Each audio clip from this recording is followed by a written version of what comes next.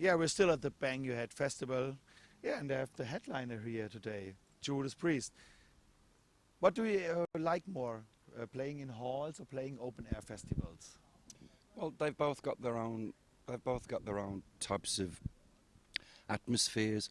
The thing about festivals is you've got a selection of different bands, you know. So all the fans are here to see all their different favourite groups. So it's a slightly more different feeling than say playing your own show. Yeah. And we've been mixing it up on this tour.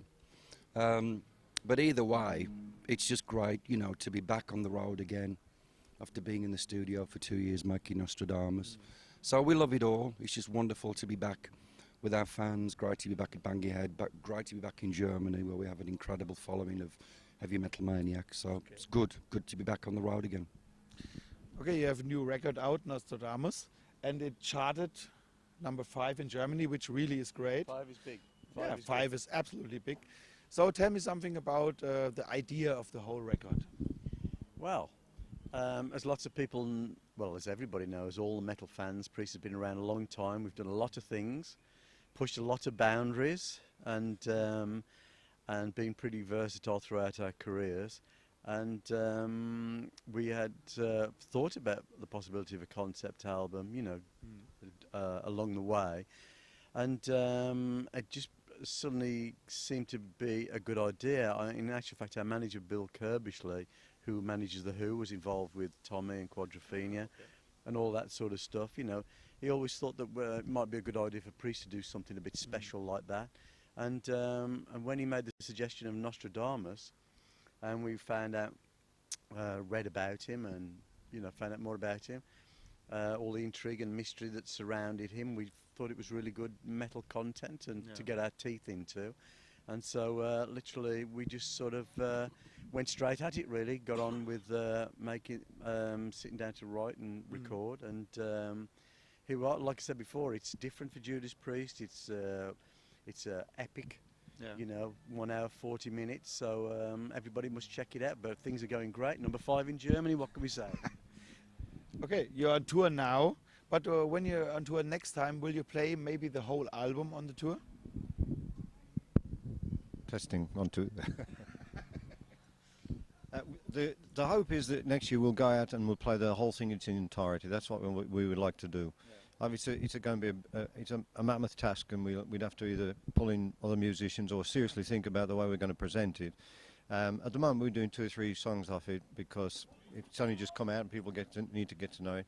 But yeah, we'd like to make an event next year, if possible, if it's well received and people want us to go out and play it in its entirety at special venues, maybe Carnegie Hall, the Albert Hall, you know, or the Vienna Opera House, you know, somewhere like that. So that's the plan. If people want it, you know, which it looks like they do, because it's happening out there. Isn't it difficult to choose songs from such a huge career to play on a festival? We've been making metal for 38 years, which is an incredibly long time. Yes. A long time.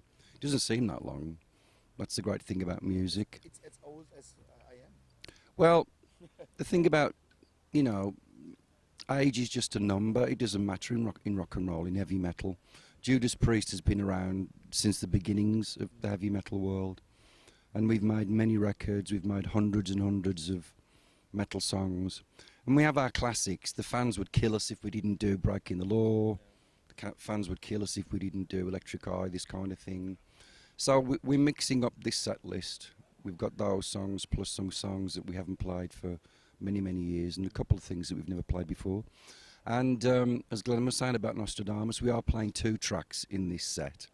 And it's been great to see how they've transposed from the record into a live performance, because they come across absolutely massive, really, really heavy, which is a good sign. So it's a good set list, and the fans are loving it, and that's all that we care about. If the fans are happy, then we're happy. Okay. Would you agree that Judas Priest are many bands? There's Rock and Rollers at Wings of Destiny. There's British Steel, which is a in-your-face heavy metal record. Then you have Painkiller, which really has some thrash influences. Turbo, which is maybe for the radio. Would you agree with me? Well, I mean, I think really the fact that we've been around for such a long time making records, you know, since the very beginning of the 70s. I mean, times change, you know, people's moods change. I mean, the decades change, lots of things. But the main thing is I think that Judas Priest, we've always prided ourselves on, you know, being versatile, as I said before, and really pushing the boundaries and just seeing where metal can take us, you know. And that really does sum up really the new record. Obviously Nostradamus again is different again, but it's just good. It's a good feeling as a musician, I think, as a band, to have so many strings to our bow, really, to keep forging ahead and take metal through, you know, through even into the next decade. I mean, tonight we'll be playing songs from 4 decades, so another 2 years we'll enter our 5th decade. So we've got, that's worth an award of some kind somewhere. Even, I must admit, Run of the Mill is one of my favorite songs. Will you ever play this live in the future? Well, anything's possible. I mean, you have to adapt in certain ways. I mean, for me as a singer, I would have to adapt. But, you know, we could definitely play that song. Absolutely no reason why we shouldn't. And I'm really pleased that you've mentioned that track, because it's a fantastic song. There's some wonderful songs on the first record that we made. You know, Dying to Meet You, that's really fucking heavy. You know, Never Satisfied, Winter, Deep Freeze. That really is just a wonderful record that I think, you know, needs to be looked at again and again and again, because it's the history of the band. As KK was saying, 4 decades. There are very few bands that have been able to be around for 4 decades.